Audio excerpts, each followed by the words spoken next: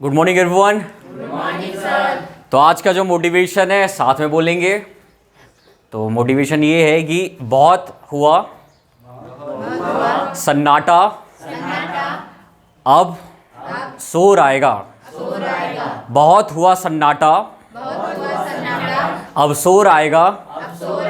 लोगों का वक्त आया था, हमारा दौर आएगा। तो हमारा जो टॉपिक चल रहा था, हम लोग पढ़ रहे थे हिंदुस्तान के जितने महत्वपूर्ण मेले हैं और त्योहारों के बारे में बात कर रहे थे। हमारा जो देश है विभिन्न धर्मों का देश है। हमारे देश में हर एक धर्म को वैल्यू दी जाती है। सबसे पहले हमने हिंदू त्योहारों के बारे में बात किया। हिंदू त्योहारों में हमने पढ़ा जन्माष्टमी के बारे में पढ़ा, उसके बाद दीपावली के बारे में पढ़ा, होली, दशहरा और बहुत सारे हमने महत्वपूर्ण त्योहारों के बारे में बात की। उसके बाद हमने मुस्लिम त्योहारों के बारे में पढ़ा, जैसे हमने ईद के टाइप्स पढ़ा, ईद उल फितर के बारे में पढ़ा, ईद उल अज़हा के बारे में पढ़ा और मिलाद उन नबी के बारे में भी हमने पढ़ा। उसके बाद हमने मुहर्रम के बारे में पढ़ा कि मुहर्रम एक शोकपूर्ण त्यौहार है जो अली के बेटे हुसैन की शहादत की याद में मनाया जाता है। फिर हमने क्रिश्चियन त्यौहार के बारे में बात की। जैसे क्रिश्चियन त्यौहार कितने होते हैं? 3 क्रिश्चियन त्यौहार होते हैं। कौन से क्रिश्चियन त्यौहार हैं? क्रिसमस डे, गुड फ्राइडे और Easter day. Christmas day, good Friday और ईस्टर डे। इसके बाद हमारे कुछ और महत्वपूर्ण त्यौहार थे, धार्मिक त्यौहार। जैसे हम आज बात करेंगे जैन त्यौहार के बारे में और साथ ही साथ हम बौद्ध धर्म के महत्वपूर्ण त्यौहारों के बारे में बात करेंगे और सिंधी त्यौहार, साथ ही साथ सिख त्यौहार के बारे में भी हम पढ़ेंगे। तो ध्यान से देखना है और चीज़ें हमें ज़्यादा लिखना नहीं है, ज़्यादा से ज़्यादा हमें अंडरस्टैंडिंग में ध्यान देना है। ठीक है, किताब लेके आप 100 रुपये 200 रुपये का किताब लेके आप घर में भी पढ़ सकते हो। यहाँ हम कोचिंग में आए तो हमें क्या कर रहे हैं? फोकसली पढ़ना है। ठीक है, तो सबसे पहले जैन धर्म के बारे में थोड़ा बात कर लेते हैं। तो जैन धर्म में हम पढ़ते हैं जो जैन है वो जीन शब्द से मिलकर बना है। किस शब्द से मिलकर बना है? जीन से। और जीन का मतलब होता है विजेता। जीन का क्या मतलब होता है? विजेता। तो ऐसा व्यक्ति जिसने अपनी इंद्रियों पर नियंत्रण हासिल कर लिया वो क्या कहलाता है? विजेता कहलाता है, जीन कहलाता है। कितनी इंद्रियां हैं हमारी? कितनी ज्ञान इंद्रियां हैं? 5 ज्ञान इंद्रियां हैं। कौन सी?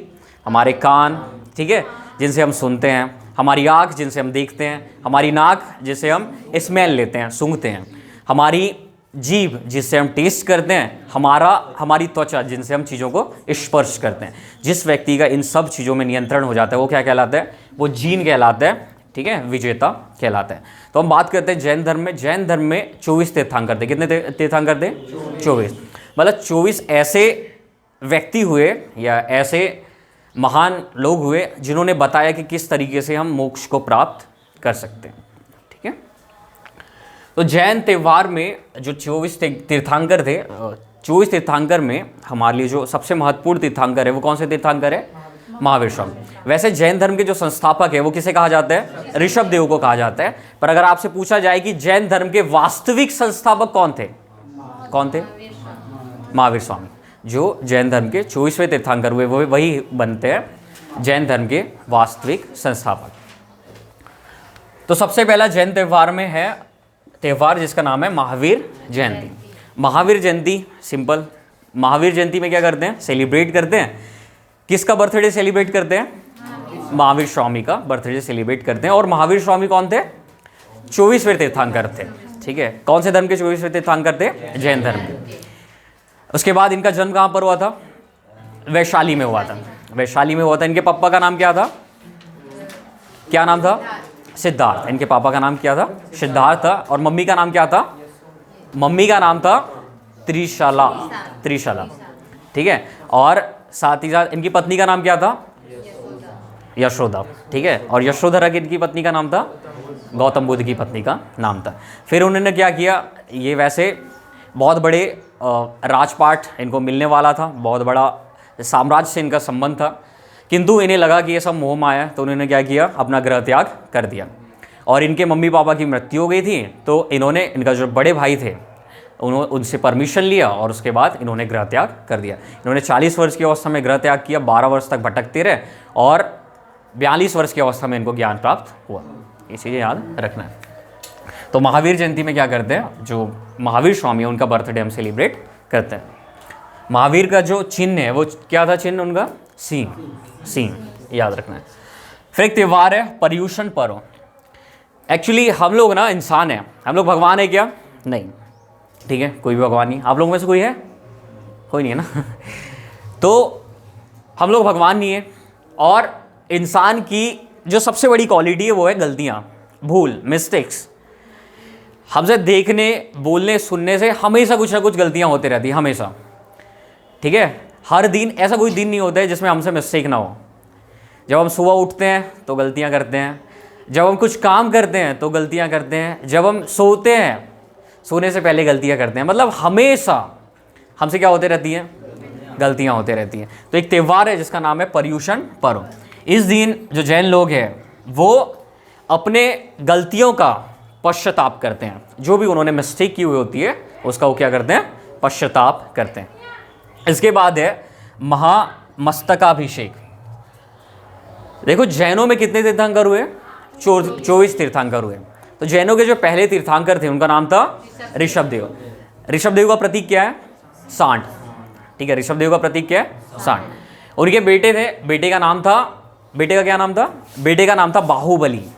बेटे का क्या नाम है? बाहुबली। तो बाहुबली की जो मूर्ति है उसका अभिषेक किया जाता है। क्या किया जाता है? अभिषेक किया जाता है। मतलब दूध से, साथ ही साथ केसर वाला जो पानी होता है, ठीक है, लेप से उनको क्या करते हैं? साथ ही साथ लेप से उनको नहलाते हैं। ये होता है अभिषेक, ठीक है। तो ये त्यौहार महामस्तकाभिषेक किसको समर्पित है? ऋषभदेव के बेटे बाहुबली को समर्पित है। फिर है नौपद ओली। जो त्यौहार होता है इसमें जो जैन लोग हैं वो दिन में एक बार खाना खाते हैं बस, ठीक है। लगभग 9-10 दिन तक ये जो पर्व है ये चलता है। इसमें क्या होता है? सिर्फ एक टाइम खाना खाते हैं और जो खाना बचता है ना इसमें वो लोग क्या करते हैं? उस खाने को गरीबों को डोनेट कर देते हैं, गरीबों को दान कर देते हैं। तो नौपद ओली कैसा त्यौहार है? एक प्रकार का उपवास वाला त्यौहार है। फिर है मौन अघियारा। क्या नाम है इस त्यौहार का? मौन अघियारा। किस धर्म से रिलेटेड है? जैन धर्म से संबंधित है। इसमें क्या होता है? जैन लोग हैं वो मौन व्रत रखते हैं। मौन व्रत मतलब किसी से बात नहीं करना है, किसी से कुछ बोलना नहीं है, वो होता है मौन अघियारा, ठीक है। अब इसके बेनिफिट्स क्या क्या है? देखो हमारी जो सबसे बड़ी गलती है ना, हमारी जीभ, ठीक है। हमारे मुंह से कुछ भी कई बार निकल जाता है, ठीक है। तो मौन व्रत करके आपको कितना बोलना है, किस जगह में संयम रखना है, ठीक है, वो चीज़ें इंसान के अंदर आती है। जैसे हमारे पास कुछ खुशी वाली बात रहती है तो हम क्या करते हैं? उसको 10 लोगों को बताते हैं, देख मेरे साथ ऐसा हुआ, देख मेरे साथ ऐसे हुआ, देख मेरे साथ ऐसे हुआ।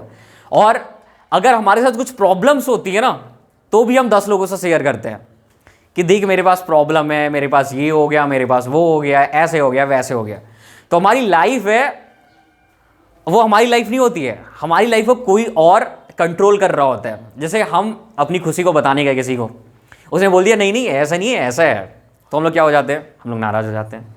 और हम लोग नाराज़ हैं मान लो तो उसका कोई गलत फ़ायदा भी उठा लेता है। तो मेन जो चीज़ है ना वो है हमारी जीभ, उसको कंट्रोल में रखना चाहिए। तो लोग क्या करते हैं? एक त्यौहार मनाते हैं जिसका नाम है मौन अघियारा। इसमें अपनी जीभ को किस तरीके से संयमित रखना है, कहाँ पर कैसे बोलना है, वो सब चीज़ें इस चीज़ से आती हैं, ठीक है। दुनिया में 2 टाइप के लोग होते हैं। कितने टाइप के लोग होते हैं? 2 टाइप के। एक व्यक्ति के बारे में लोग सोचते हैं कि ये कब कब शांत हो गया यार, पका रहा है, ठीक है। और जो दूसरा व्यक्ति होता है ना उसके बारे में दुनिया सोचती है कि कब कब बोलेगा, ठीक है। वो कब आता है? जब आप लिमिटेड बोलते हैं, जहाँ ज़रूरत होती है वही बोलते हैं, ठीक है। तो एक त्यौहार है जिसका नाम है मौन अघियारा और अपनी जीभ को संयमित करने के लिए ये त्यौहार मनाते हैं, ठीक है। हमारी जीभ भी हमारी ज्ञानेंद्रियों का एक हिस्सा है। इसके बाद कुछ बौद्ध त्यौहार है। तो सबसे पहले बौद्ध धर्म के बारे में थोड़ा चीज़ें समझ लेते हैं। जो बौद्ध त्यौहार है, सबसे पहले बौद्ध जो है, बौद्ध मिलकर बना है बुद्ध से। बौद्ध किससे मिलकर बना है? बुद्ध से। वैसे गौतम बुद्ध का नाम पहले से गौतम बुद्ध था क्या? बुद्ध का मतलब क्या होता है? ज्ञानी, प्रवीण, ठीक है। उसको क्या कहते हैं? उसको बुद्ध कहते हैं, ठीक है। जिसको बहुत ज़्यादा ज्ञान हो जाता है, जो लिप्सा, जो इच्छाएं होती है उसको अपने कंट्रोल में जो रखना सीख जाता है, उसे क्या कहते हैं? उसे कहते हैं बुद्ध। समझ आ रहा है? तो जो महात्मा बुद्ध है, महात्मा बुद्ध का जन्म होता है एक जगह में जन्म हुआ था। और कहाँ पर जन्म हुआ था वैसे इनका? हाँ, लुम्बिनी एक जगह है, लुम्बिनी अभी कहाँ पर है, नेपाल में। तो लुम्बिनी में इनका जन्म हुआ था, ठीक है। और कुछ वर्षों के बाद इनका क्या हो गया, इनका विवाह हो गया। विवाह किसके साथ हुआ, यशोधरा के साथ हुआ। और इनका एक बेटा भी था जिसका नाम क्या था, राहुल। और इनका संबंध भी एक बड़े राजकुल से था। और कुछ समय के बाद इनको राजा भी बनाने वाले थे। और इनके पापा का नाम क्या था, क्या नाम था पापा, बताओ। हाँ हाँ, और पापा का नाम क्या था एक्चुअल में, नहीं पता किसी को, बता देना याद आएगा तो, ठीक है।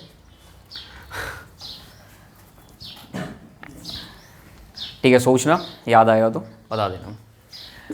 तो जब महात्मा बुद्ध को जब राजकुल मिलने वाला था, कितने बार पढ़ा है मैंने बौद्ध धर्म, बहुत बार पढ़ा है ना, ठीक है। क्या नाम था पापा का, शुद्धोधन, ठीक है। क्या नाम था पापा का, शुद्धोधन था, ठीक है। मम्मी का नाम क्या था, महामाया, ठीक है। पर महामाया की मृत्यु हो जाती है। उनका जो पालन पोषण है वो किसने किया, प्रजापति गौतमी ने किया। बस सिंपल सी चीज। तो क्या होता है, शुद्धोधन के बाद जो राजा बनना था वो महात्मा बुद्ध को राजा बनना था, ठीक है। पर महात्मा बुद्ध ने कहा कि मैं राजा बनने से पहले एक बार अपने साम्राज्य का भ्रमण करना चाहता हूं, ठीक है। मैं जिस साम्राज्य में काम करने वाला हूं, मैं जिस साम्राज्य का प्रशासन संभालने वाला हूं, एक बार देख तो लूं कि मेरे साम्राज्य में क्या क्या चीजें होती हैं। तो जब महात्मा बुद्ध अपने साम्राज्य को घूमने के लिए निकलते हैं राजा बनने से पहले, तो उनको 4 लोग दिखाई देते हैं। कितने लोग दिखाई देते हैं, 4 लोग। सबसे पहले उनको दिखता है बूढ़ा व्यक्ति, उसके बाद बीमार व्यक्ति, और बीमार व्यक्ति के बाद उन्हें दिखता है मृत व्यक्ति, और उन्हें चौथा जो व्यक्ति मिलता है वो मिलता है सन्यासी। तो महात्मा बुद्ध सोचते हैं कि हर एक व्यक्ति जो संसार में है वो बूढ़ा होगा। बूढ़ा होगा मतलब उसके बाद बीमार होगा, और बीमार पड़ेगा, उसके बाद उसकी मृत्यु होगी। मतलब इंसान सब कुछ प्राप्त कर ले, उसके बाद क्या मिलने वाली है, उसको मृत्यु मिलने वाली है। वो हर एक इच्छा की पूर्ति कर ले फिर भी उसकी मृत्यु निश्चित है। तो उससे अच्छा जीवन किसका है, उससे अच्छा जीवन सन्यासी का है, जो क्या कर रहा है, जो ज्ञान प्राप्त कर रहा है। तो फिर उनका जो माइंडसेट है वो बदल जाता है, और फिर वो सोचते हैं कि क्यों ना मैं भी सन्यासी वाला जीवन व्यतीत करूं, क्यों ना मैं भी ज्ञान की प्राप्ति करूं। तो उस समय जो उनकी एज थी वो थी 29 साल। कितनी साल, 29 साल। तो 29 साल में वो अपने घर से निकल जाते हैं, ठीक है। और इनके जो घोड़ा था, घोड़े का नाम क्या था, घोड़ा का नाम था कंथक, कथक नहीं कंथक, कंथक, ठीक है। और इनका जो सारथी था उसका नाम था चन्ना, ठीक है। चन्ना मेरे यहाँ, ठीक है। तो चन्ना कौन था, चन्ना था उनका सारथी। और हम देखते हैं कि 29 वर्ष की अवस्था में वो वहाँ से निकल जाते हैं, और 6 साल तक घूमते रहते हैं, 6 साल तक भ्रमण करते रहते हैं। इस सालों के दौरान, इस समय के दौरान वो सांख्य दर्शन की शिक्षा लेते हैं। सांख्य दर्शन क्या है, देखो, मोक्ष प्राप्ति के 6 दर्शन हैं, वैसे 9 दर्शन है, बट जो आस्तिक दर्शन है, आस्तिक का मतलब ऐसे दर्शन जो वेदों पर विश्वास करते हैं, इन्हें क्या कहा जाता है, इन्हें कहा जाता है आस्तिक। हिंदू धर्म की एक ही परिभाषा है आस्तिक में कि अगर जो वेदों का सम्मान करता है, वेदों को फॉलो करता है, वो क्या है, वो है आस्तिक। और जो वेदों को फॉलो नहीं करता वो क्या है, नास्तिक। तो 6 आस्तिक दर्शन है, ठीक है, 6 आस्तिक दर्शन है। और दर्शन का मतलब क्या होता है, ऐसे मार्ग या फिर ऐसी विचारधारा, ऐसे सिद्धांत जो हमें मोक्ष का रास्ता बताते हैं। मोक्ष का मतलब क्या है, जीवन और मृत्यु के बारे में बताते हैं, वो क्या कहलाते हैं, वो कहलाते हैं दर्शन। तो जो मोक्ष के बारे में बताते हैं वो क्या है, दर्शन, कि आप मोक्ष तक कैसे पहुंच सकते हैं। तो किसी ने कहा कि आप ज़्यादा योग करेंगे तो आप मोक्ष को प्राप्त कर सकते हैं। किसी ने कहा कि ज़्यादा आप पूजा पाठ करोगे तो मोक्ष को प्राप्त कर सकते हैं। किसी ने कहा कि ज्ञान प्राप्त करोगे तो मोक्ष को प्राप्त कर सकते हैं। तो सबकी अपनी अपनी विचारधारा थी। कितने दर्शन हुए, 6 दर्शन। सबसे पहला दर्शन है सांख्य दर्शन, और सांख्य दर्शन के बारे में किसने बताया? कपिल मुनि ने बताया। उसके बाद है योग, योग के बारे में किसने बताया? पतंजलि के बारे में बताया, पतंजलि ने बताया। फिर है न्याय, न्याय के बारे में गौतम ने बताया। फिर है वैशेषिक दर्शन, वैशेषिक दर्शन के बारे में कणाद ने बताया। फिर है मीमांसा, मीमांसा के बारे में जैमिनी ने बताया। और उत्तर मीमांसा जिसे वेदांत के नाम से जाना जाता है, उसके बारे में किसने बताया? बदरायण ने बताया। ठीक है, तो हम क्या बात कर रहे थे? मोक्ष, मोक्ष के बारे में बात कर रहे थे। तो गौतम बुद्ध जब अपने घर से निकलते हैं तो उसके बाद उन्हें एक गुरु मिलते हैं, उनका नाम था अलार कलाम। क्या नाम था? अलार कलाम। अलार कलाम से वो सांख्य दर्शन की शिक्षा लेते हैं। उसके बाद भी उनका मन, मतलब क्या कहते हैं उसको, कि मन भरता नहीं है। उनको लगता है कि अभी भी मुझे एक्चुअल में ज्ञान प्राप्त नहीं हुआ है, फिर भी वो आगे बढ़ते रहते हैं और फिर हम देखते हैं 6 साल के बाद उन्हें ज्ञान प्राप्त हो जाता है।